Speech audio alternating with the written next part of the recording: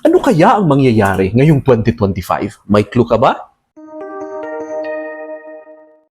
Alam ba ninyong hindi promise sa banal na kasulatan ang buhay na puro kaginhawaan at walang kaproble-problema habang narito pa tayo sa mundong ibabaw?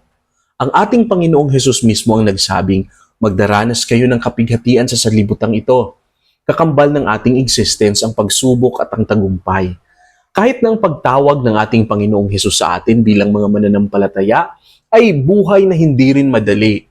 Sabi niya, sino mang nagdenais sumunod sa akin ay kailangang itakwil ang kanyang sarili, pasanin ang kanyang cross, at sumunod sa akin.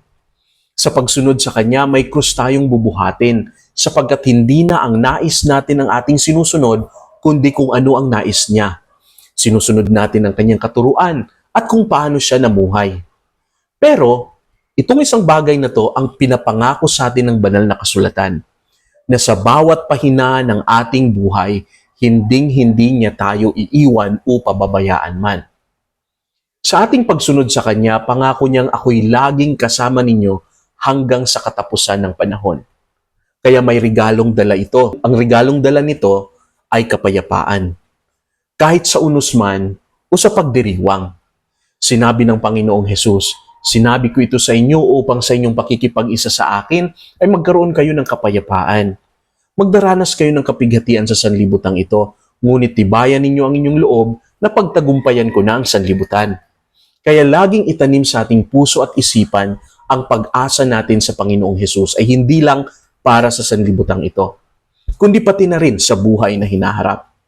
Ang kanyang kamatayan ay kabayaran ng ating kasalanan at ang kanyang muling pagkabuhay ay nagdadala rin ng bagong buhay sa lahat ng nakikipag-isa sa kanya.